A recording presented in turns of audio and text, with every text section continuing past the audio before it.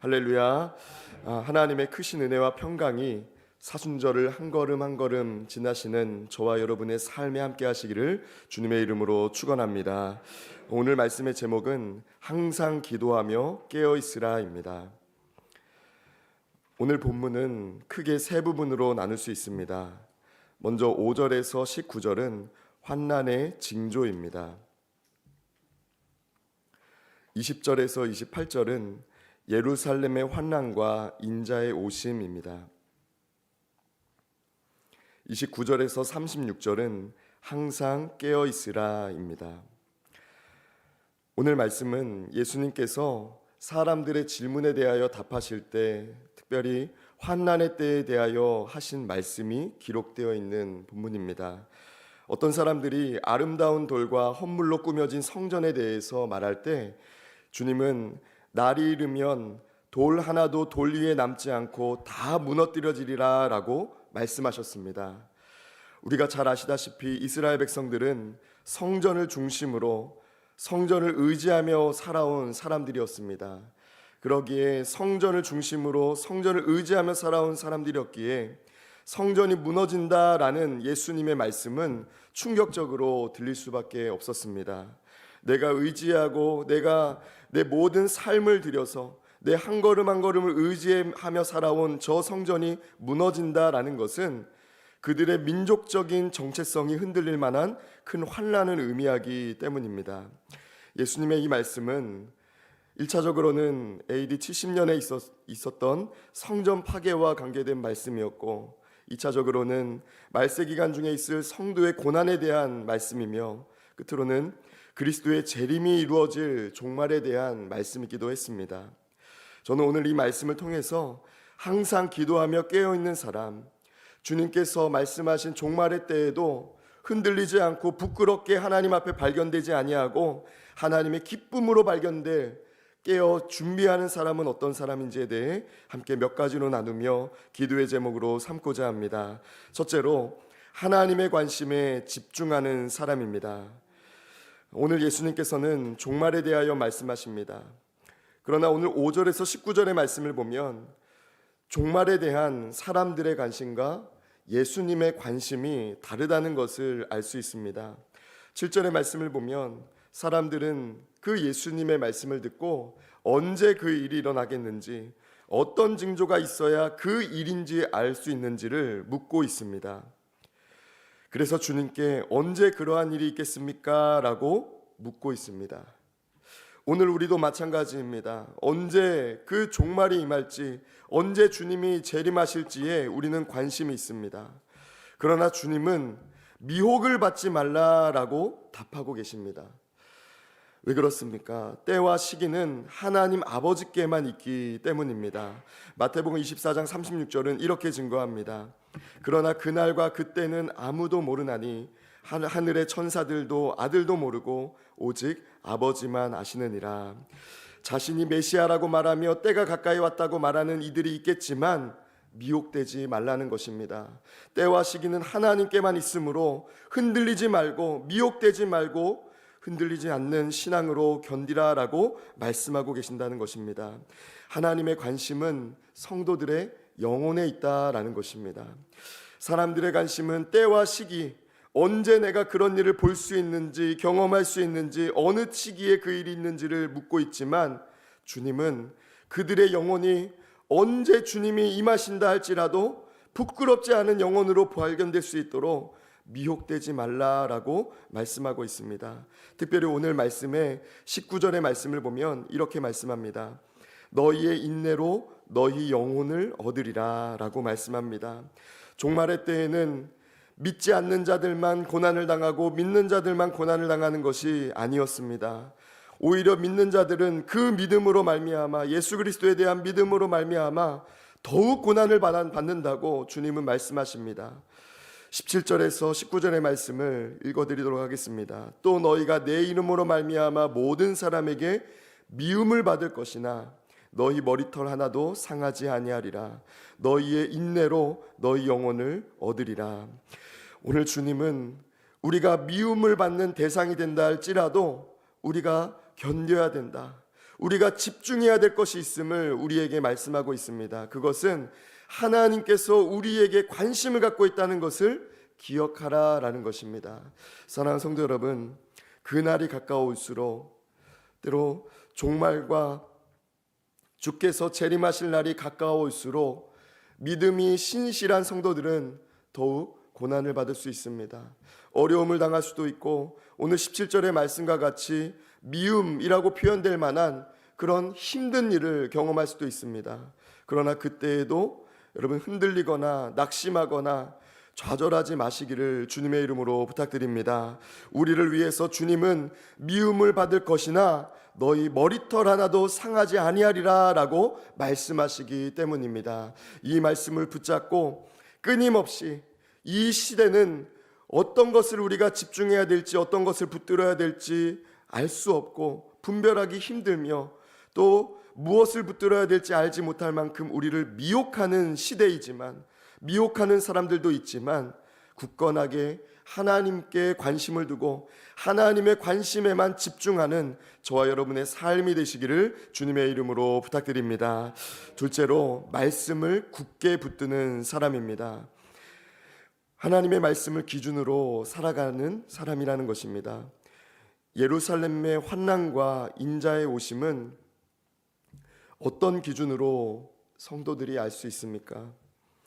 오늘 말씀에 보면 20절에서 28절의 말씀을 보면 예수님은 그 환난에 대해서 말씀하고 있습니다. 앞서 말씀드렸듯이 AD 70년에 있었던 예루살렘 성전의 무너지는 사건, 그것을 넘어서 이 땅의 백성들이 경험하게 될 종말의 일이 하나님께서 말씀하신 대로 이루어진다는 것을 우리는 기억해야 될 줄 믿습니다. 그러므로 우리는 말씀을 굳게 붙들며 말씀을 기준으로 말씀을 통해 분별하며 사는 삶을 살아가야 될 줄 믿습니다. 당신을 위해 오실 예수님이라는 책에서 토레이 목사님은 이런 말씀을 하십니다. 우리는 주님의 재림의 진리가 성경이 포함한 가장 중요한 진리임을 믿습니다. 그것은 신자의 마음을 기쁨으로 채우며 그에게 영적 싸움을 위한 힘을 제공하기 때문입니다 라고 말하고 있습니다. 여러분, 우리가 종말의 때가 가까우면 가까울수록 우리는 준비해야 합니다. 그날에 하나님의 사람으로 감당할 만한 우리가 힘을 길러야 하고 영적으로 치열한 전쟁을 준비해야 되는, 우리는 그 싸움을 준비해야 되는 성도라는 것입니다. 무엇으로 우리가 영적 전쟁을 대비할 수 있고 그 환난의 때에 하나님의 기준으로 바른 모습으로 서 있는 사람이 될 수 있겠습니까? 그것은 바로 하나님의 말씀을 붙들 때 가능한 일인 줄 믿습니다. 오늘 29절에서 33절의 말씀은 무화과 나무에서 배울 교훈에 대해 우리에게 말씀합니다. 근데 중요한 것은 33절에 이렇게 말씀을 합니다. 천지는 없어지겠으나 내 말은 없어지지 아니하리라. 아멘. 그 날이 가까울수록 사람들은 변하고 내가 하나님을 붙들겠습니다, 나는 하나님 변하지 않겠습니다 라는 그런 고백도 변할 수 있습니다.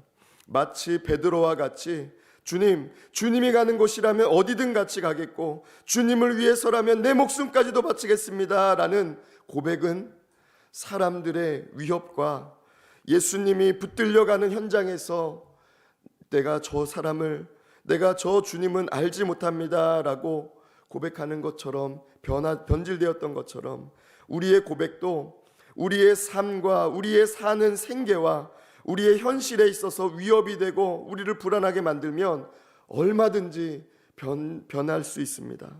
그러나 변하지 않는 것이 있다고 성경은 오늘 우리에게 말씀합니다. 천지가 변할 만큼 사람들도 변하고 환경도 변하고 시대가 변할지라도 하나님의 말씀은 변하지 않는다는 것입니다. 사랑하는 성도 여러분, 여러분에게 소망을 두지 마시기를 바랍니다. 내 믿음의 고백이 흔들리지 않을 것이다 라고 여러분 확신하지 마시기를 바랍니다.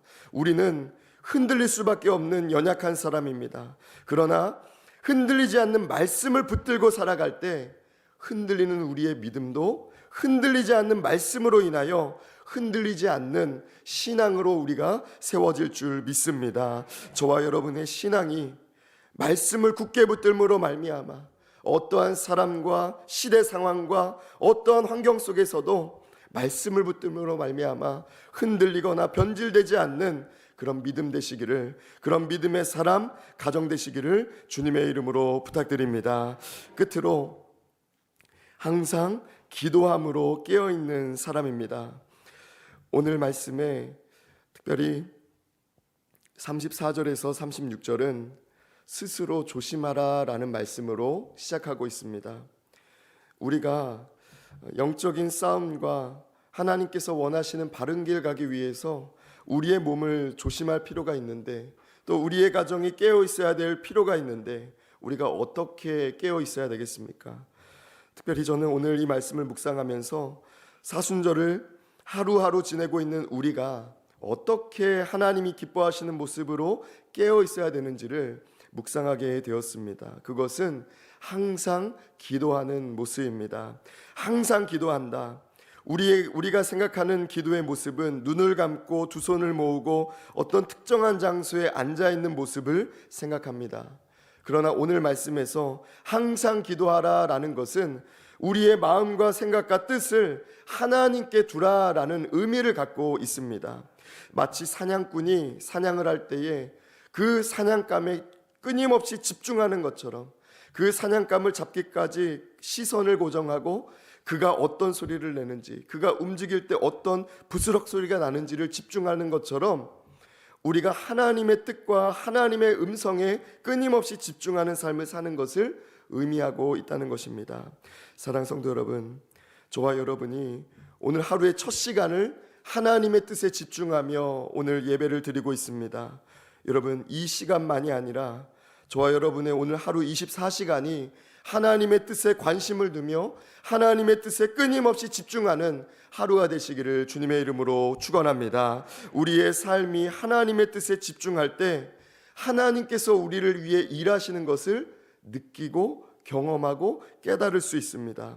오늘 말씀은 36절에서 우리가 깨어 기도해야 하고 있어야 되는 이유를 말씀하고 있습니다. 크게 두 가지인데요. 첫 번째는 우리가 모든 일을 능히 피할 수 있기 때문입니다.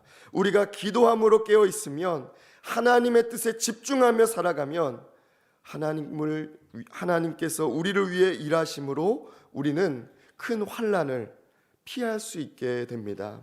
주님은 우리를 위해서 피할 길을 내시는 분인 줄 믿습니다. 아무리 큰 환난이라 할지라도, 아무리 사람들이 우리를 넘어뜨리려 할지라도, 아무리 많은 사람들이 좋은 계획을 세웠다 할지라도 그 계획까지 막아주실 수 있는 분이 우리의 하나님이신 줄 믿습니다. 둘째로는 하나님 앞에 서도록 우리가 기도해야 한다는 것입니다. 우리가 기도하며 깨어 있어야 되는 이 두 가지 목적, 우리가 피할 길을 얻고 또 하나님 앞에 바로 서기 위한 이 일을 위해서 우리는 항상 하나님의 뜻에 집중하며 기도하며 깨어 있어야 될 줄 믿습니다. 저와 여러분의 삶이 기도하는 삶이 될 때 특별히 하나님의 뜻을 깨달을 수 있는데, 어윈 루처가 쓴 왕이 오신다라는 책을 보면 이런 내용이 있습니다. 재림, 어제보다 하루 더 가까워졌다. 시간은 짧고 영원은 길다. 성도는 영원을 준비해야 하는 사람이다 라고 말하고 있습니다. 여러분, 성도는 어떤 삶을 살아가는 사람입니까? 내 인생이 하루하루가 점점 더 노쇠해진다, 내가 하루하루 늙는다라고 살아가는, 믿지 않는 사람들과 똑같은 기준과 생각으로 살아가는 사람이 아니라 하나님이 오실 날을 내가 하루 더 준비했다라는 마음으로 어제를 바라보는 사람, 그리고 내가 오늘도 재림을 준비한다라는 마음으로 재림을 준비하며 살아가는 사람이 하나님이 원하시는 성도인 줄 믿습니다. 저와 여러분의 오늘 하루의 삶이 하나님께 관심을 둘 뿐만 아니라 항상 기도하며 깨어있으라는 말씀, 조심하라는 말씀을 기억하며 하나님의 뜻에, 하나님의 말씀에, 하나님의 관심에 집중하는 저와 여러분의 삶이 되시기를 주님의 이름으로 축원합니다. 이 시간 함께 기도하겠습니다. 우리에게 말씀하시며 우리를 위하여 피할 길을 내신 하나님, 오늘도 하나님을 바라보며 하루를 시작할 수 있도록 우리 안에 선한 마음을 주시며 우리의 발걸음을 인도하시는 은혜에 감사를 드립니다. 살아계신 하나님, 우리가 하나님의 뜻과 하나님께서 우리를 향해 갖고 계신 계획에 집중함으로 우리를 위해 내시는 피할 길을 깨닫게 하여 주시고 우리를 위해 일하시는 하나님의 일하심을 경험할 뿐만 아니라 하나님의 일하심에 날마다 감사하는 삶 되게 하여 주시옵소서. 오늘도 주의 제단에 나올 때에 귀한 마음으로 예물 드린 손길이 있습니다.